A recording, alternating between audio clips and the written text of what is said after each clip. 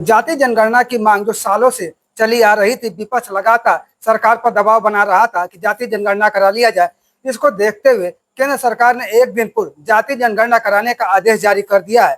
ऐसे में इस जाति जनगणना का गाजीपुर या पूरे देश में क्या असर होगा, इसको जानने के लिए हमारे साथ गाजीपुर के सांसद अफजाल अंसारी साहब हैं। हम उनसे जानेंगे कि जो सरकार ने ये आदेश दिया है उसका यहाँ भारतीय राजनीति पर और लोगों पर क्या असर पड़ने वाला है।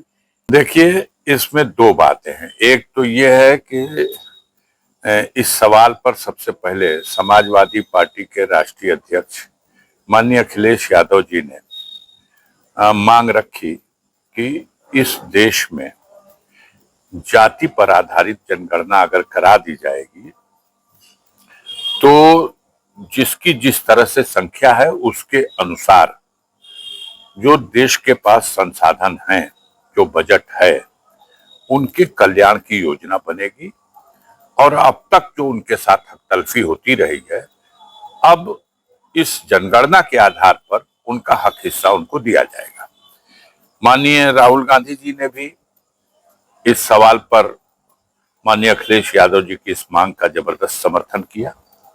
पार्लियामेंट में भी ये बात आई, सड़क पर भी, और तमाम पब्लिक कार्यक्रमों में, प्रेस कॉन्फ्रेंसों में लगातार ये मुद्दा चलता रहा, काफी लंबा चला।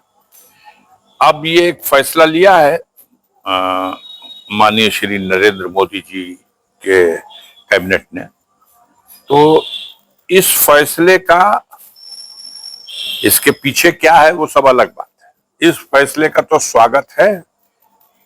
हमारी पार्टी, समाजवादी पार्टी और ज्यादातर विपक्षी दल या जो भी एक सामान्य व्यक्ति समझता है कि भाई देश के हर नागरिक को, वो वर्ग में, समूह में, जाति में जो बटे हुए हैं, उनमें कुछ लोग अपनी चालाकी से सारे संसाधनों पर कब्जा करके बैठ जाए और कुछ लोग सिर्फ तमाशा बीन रहे, बन के रहे, उनको कोई उनका हक हिस्सा न मिले, तो ये बहुत उचित नहीं है, गलत है।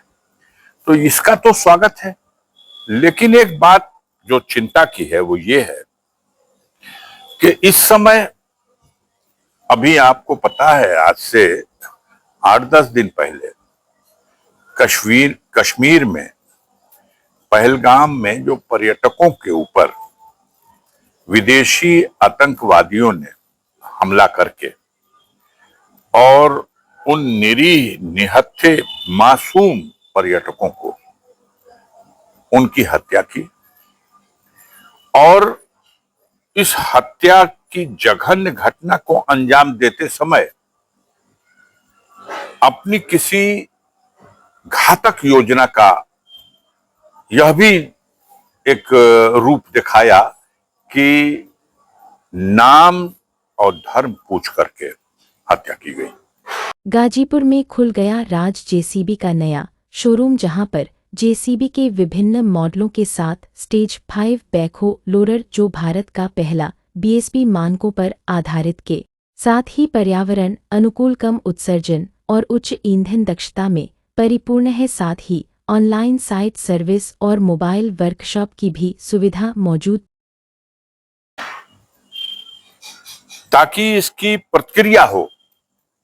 हालांकि जो लोग इस घटना में मारे गए, हम उनके प्रति अपनी गहरी संवेदना व्यक्त करते हैं, लेकिन हम उस बहादुर को भी, जो कश्मीर का एक मुकामी नागरिक था, उसने उन आतंकवादियों के और उन पर्यटकों के बीच में एक ढाल बनकर खड़ा हुआ और उसने मना किया कि आप ऐसा क्यों कर रहे हो, और एक आतंकवादी की राइफल भी छीनने का, उसने उसकी AK-47 को छीनने का प्रयास किया। पर्यटकों को बचाने में, उन आतंकवादियों का मुकाबला करने में अपने वीरता का परिचय दिया उसने, और हालांकि उसे भी अपनी जान गंवानी पड़ी, वो निर्दयियों ने उसकी भी हत्या कर दी। बाद में जो पर्यटक वहां से बच के निकल पाए, चारों तरफ उन्होंने जाके ये मैसेज दिया कि स्थानीय लोगों ने हमारी मदद की, हमको वहां उन आतंकवादियों से बचाने में, यहां तक कि घायलों को अपनी पीठ पर, अपने खच्चर और घोड़ों पर, अपनी टैक्सियों में भर भर के उन्होंने बचे हुए पर्यटकों को वहां से बचा करके और सुरक्षित जगह पहुंचाया। इस पूरे घटनाक्रम में जो सबसे बड़ा सवाल बन गया वो ये बन गया कि कश्मीर के लिए अब ये धारणा बन चुकी थी, सरकार ने बार बार डंके की चोट पे ये कहा था कि अब कश्मीर में परिंदा पर नहीं मार सकता, कानून व्यवस्था की स्थिति चुस्त दुरुस्त है। कितना बड़ा इंटेलिजेंस का ये फेलियर है कि ये आतंकवादी घुसते हैं, इतनी बड़ी घटना को अंजाम देते हैं और फिर लापता हो जाते हैं। एक भी, जहां 2000 के लगभग पर्यटक हैं सारे देश से आए हुए, एक भी सुरक्षा कर्मी वहां नहीं है जो उन आतंकवादियों के इस हमले का मुकाबला करता या उनको उनकी भाषा में जवाब देता। ये बात पूरे देश की जनता में इस सवाल पर व्याकुलता है। क्यों है? क्योंकि इसके पहले जो चुनाव के समय पुलवामा की घटना हुई थी, उस पुलवामा की घटना में भी आज तक देश के सामने ये रहस्य है, सत्य सामने नहीं आ सका कि वो कई 100 किलो आरडीएक्स कैसे आ गया, कैसे वो सेना के वाहन जिस रास्ते से गुजर रहे हैं उसी रास्ते पर उस आरडीएक्स से भरी हुई कार लेके पहुंच गया और कैसे इस घटना को अंजाम दिया, जिसमें लगभग 40 भारत मां के वो वीर सपूत जो सीमा पर वो पहरा दे रहे थे, रक्षा के लिए कर रहे थे मातृभूमि की, वो उस घटना में शहीद हुए। उस घटना का सवालिया निशान सबके दिमाग पर है क्योंकि वो छुपाया गया, उस रहस्य पर्दा आज तक नहीं उठा और ये घटना हो गई। तो अब ये खबर फैली हुई है। लोगों ने ये भी कहा कि ये बहुत बड़ी जवाबदेही थी हमारे सुरक्षा तंत्र की, गृह मंत्रालय की, क्योंकि कश्मीर में, जो पहले कश्मीर एक राज्य था, आज वो केंद्र शासित राज्य है, तो वहां की सारी सुरक्षा का इंतजाम हमारा भारत सरकार का गृह मंत्रालय संभाल रहा। तो अब जो जवाबदेही बनती जा रही, जवाब नहीं दिया जा रहा।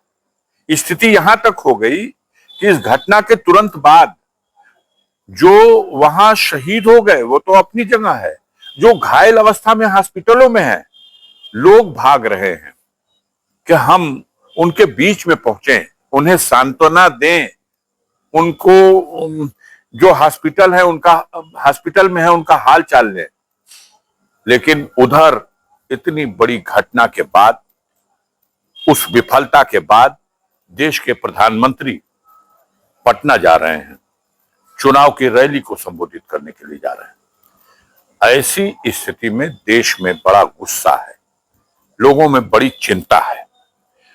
तो कई लोग कह रहे थे, हम लोग के बीच में बैठे थे, कई लोग सुन के मुंह से मैंने सुना, सब लोग कह रहे हैं कि ये शगुफा है, ये बिहार के चुनाव में उस घटना का तो लाभ नहीं मिल पाया, बल्कि थू-थू हो गई कि इनको जाना चाहिए कश्मीर में। अभी उन शहीद हुए लोगों की अर्थी को अग्नि भी नहीं लगाई गई और ये वोट मांगने चले आए बिहार, तो उसकी थू-थू हो रही है, उसकी जवाबदेही नहीं तय हो पाई अभी तक कि आखिर क्यों नहीं वहां सुरक्षा लगाई गई।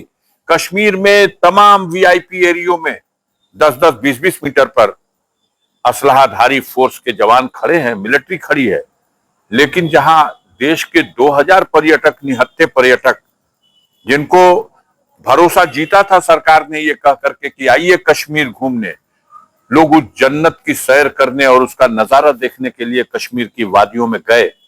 और उनके साथ अभी हम देख रहे थे पटना की वो महिला जिसके हस्बैंड की हत्या हुई है, क्या बयान दे रही थी कि एक बार तो ऐसा लग रहा था जैसे हम लोगों को छोड़ दिया गया था, हमारे साथ देश की देश की व्यवस्था ने, देश की सेना ने हमारी रक्षा के लिए कोई प्रबंध ही नहीं किया था।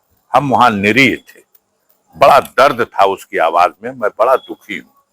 तो लोग कह रहे हैं कि ये जो अभी फैसला आया है, ये कहीं यही सब शगुफा जो है उस न्यूज को पटल से हटाने के लिए, बिहार के चुनाव में इस जातीय गणना के नाम पर लाभ लेने के लिए। हालांकि बिहार में तो जनगणना हो चुकी है। इससे पहले जब आरजेडी की और जेडीयू की मिली हुई सरकार थी, उसी सरकार का फैसला था। माननीय तेजस्वी यादव और उन दिनों उनके समर्थन से चलने वाली उस समय मुख्यमंत्री नीतीश कुमार, इन लोगों ने बिहार में तो जातिगत जनगणना करा दी। हाईकोर्ट ने रोका भी, फिर उसको क्लियर भी कर दिया, कहा कि नहीं सही है ये।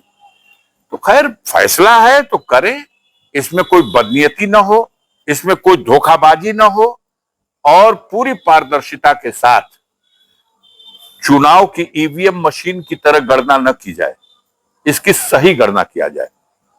जिस जाति की जितनी संख्या है उसको उसके संख्या के एतबार से जब ये एक बार पटल पर आ जाएगा तो उसको उनका हक और हिस्सा देने में कोई कसर बाकी नहीं रह पाएगी। सांसद जी, इसके अलावा एक बात किया जाए तो अभी सुप्रीम कोर्ट का एक मामला आया था जिसमें आपके परिवार द्वारा की याचिका दाखिल की गई थी, मुख्तार अंसारी को जहर देने वाला, उसको खारिज कर दिया गया। उसको देखते हुए नहीं, ये कल से ये खबर चल रही है, हम अभी कोई फैसला मतलब पढ़ नहीं पाए हैं। वकील ने जो बताया उसके अनुसार ये है कि उन्होंने कहा है कि अब अगर इस सवाल में कुछ और आप चाहते हैं जांच, तो आप हाई कोर्ट जा सकते हैं। तो हमारे लीगल टीम के लोग उसका अध्ययन करेंगे और आवश्यकता पड़ेगी तो हाई कोर्ट में इस सवाल पर जाएंगे, क्योंकि परिजनों का आज भी बिल्कुल पूर्ण विश्वास है, क्योंकि मुझसे खुद ही कहा है, मान्यता है हमारे देश में मरने वाला झूठ नहीं बोलता। तो 26 तारीख को तो उन्होंने हमसे खुद ही कहा कि मुझको जहर दिया गया है।